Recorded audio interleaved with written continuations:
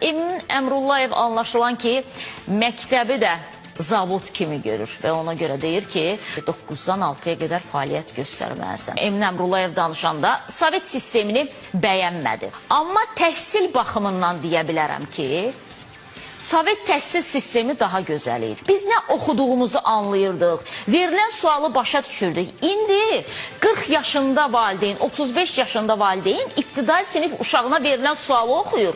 5 dəfə oxuyur, anlamır ki, ibtidai sinif uşağından nə soruşmaq istəyirlər burada.